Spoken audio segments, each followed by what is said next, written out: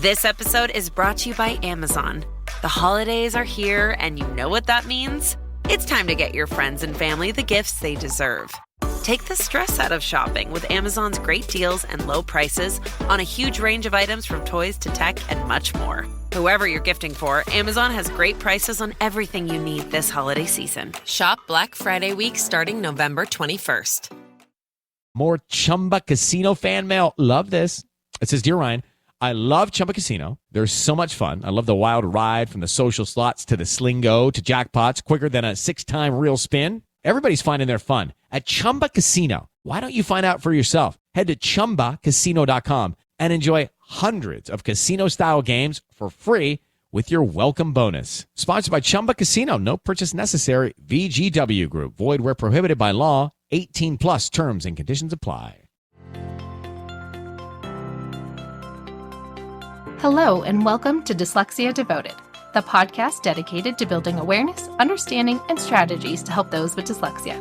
I'm your host, Lisa Parnello, dyslexia therapist and founder of Parnello Education Services. Join me as we dive into today's episode of Dyslexia Devoted. Hello, and welcome to episode 122 of Dyslexia Devoted, how general education teachers can help kids with dyslexia. I am in an extra good mood because something that has been on my to-do list all month long just got done, which is my brand new Teaching with Syllable Types workshop. It is already ready to go, but I have a feeling you might want to wait for deal week for Black Friday week. Just saying. If you are interested ahead of time, it's at parnelloeducation.com/courses. But like I said, maybe it might be appearing in deal week. So this week's episode is coming from a place of helping struggling kids as they have transitioned into general education out of special education. There are so many teachers who are not actually taught how to help a kid with dyslexia in their classroom, which is dumbfounding to me because it's approximately 1 in 5 kids, meaning you have multiple children in your class with dyslexia and you just don't know it.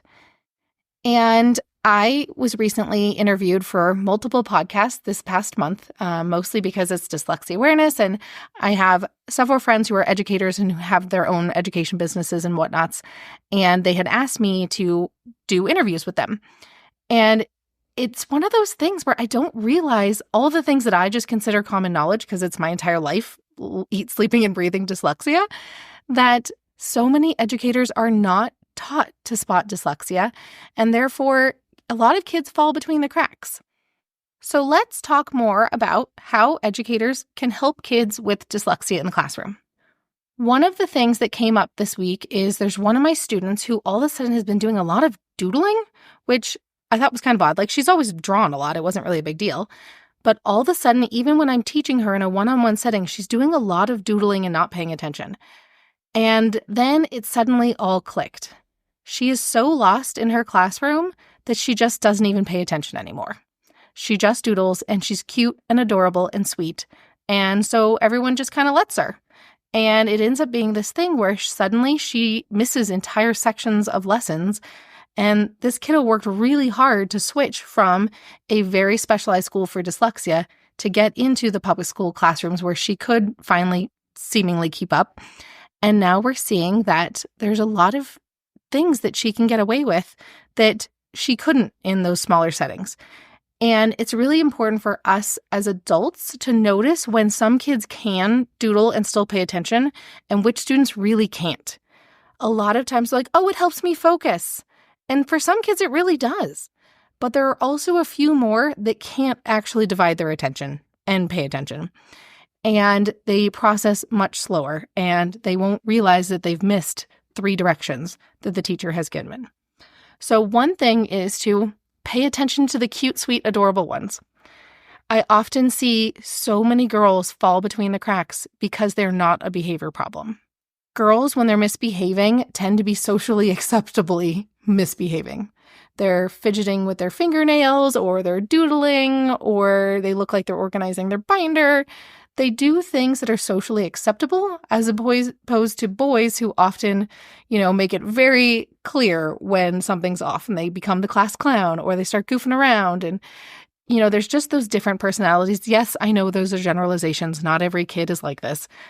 But when we see kids really struggling, a lot of times they won't tell you they're struggling.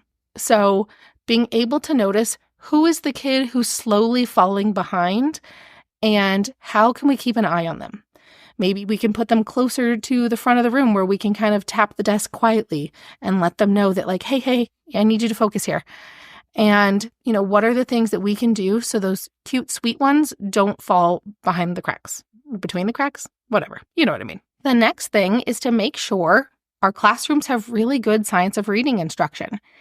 The Sold a Story podcast has really shifted a lot of educational practices and a lot of teachers' awareness of how teachers need to teach reading a little bit differently, not because they weren't trying their best or doing what they were told, but sometimes curriculums entered our schools that we don't really have a choice in what curriculum we use.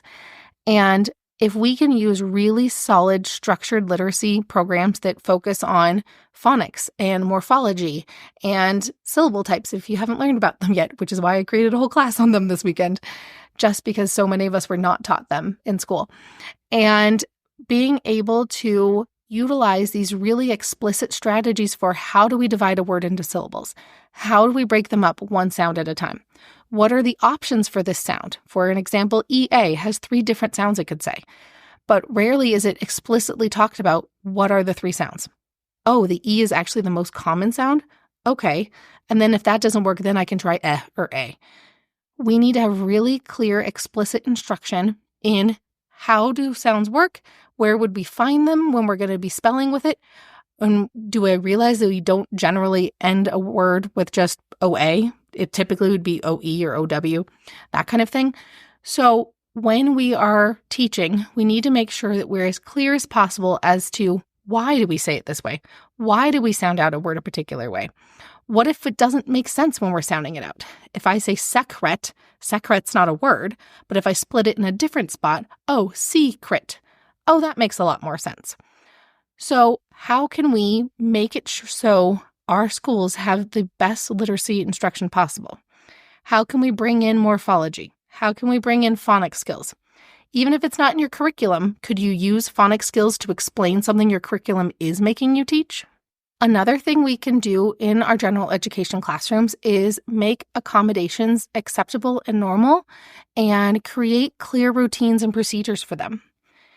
Oftentimes, kids with dyslexia might feel embarrassed to use their strategies, and so we need to find a way to break the stigma in our classrooms. If a child needs an audiobook, how can we make them feel safe to use one? If a child needs to use speech to text, how can we give them a safe place to go sit and talk into their computer where they're not going to get interrupted by classmates or pick up the words our classmates are saying? And what can we do to make it so the kids in our classes all get the support that they need? And explain that to kids. You guys don't all need the same thing from me.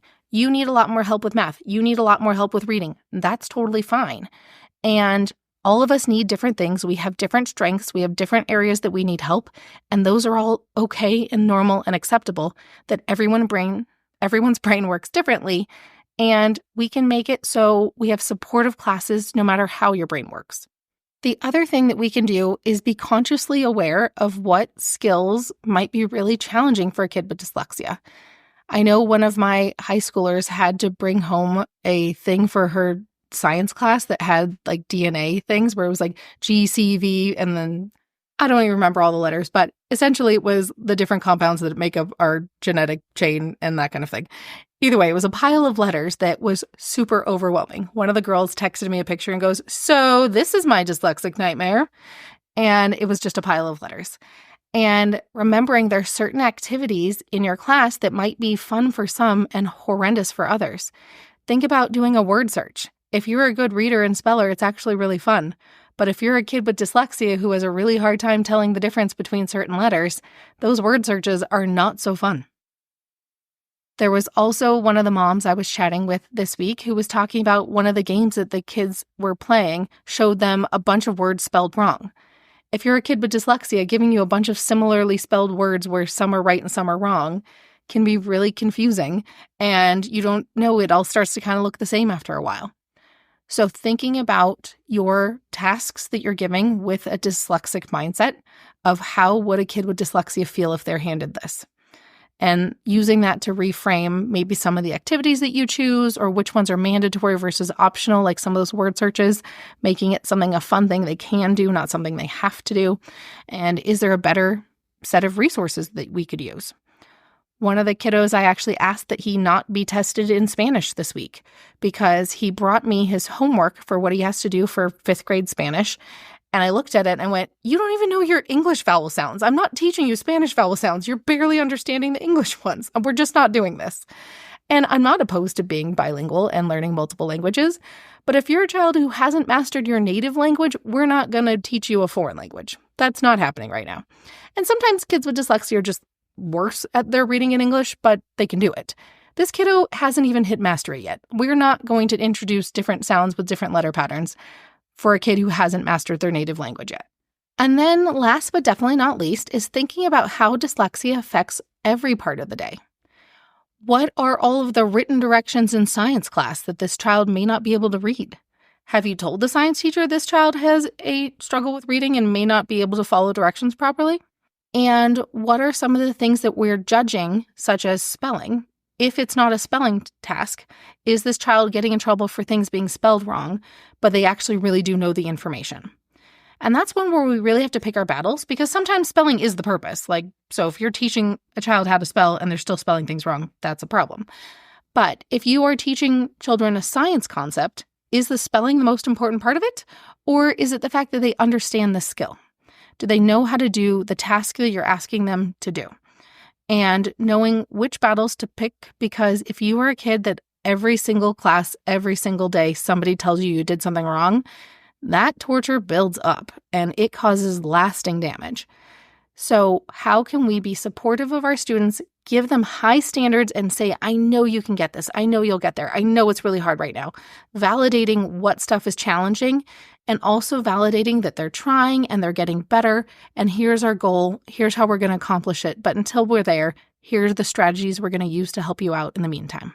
All right, that is it for today because I'm a little tired. Like I said, I recorded an entire course this morning before I did this podcast, but I was just so excited to share with you and, mark that off my to-do list just in time for Deal Week that's coming up. If you want to get on the wait list for Black Friday Deal Week, all I need you to do is go to parnelloeducation.com/Black Friday to get on the wait list for being the first people to see the Deal Week deals. See you next time.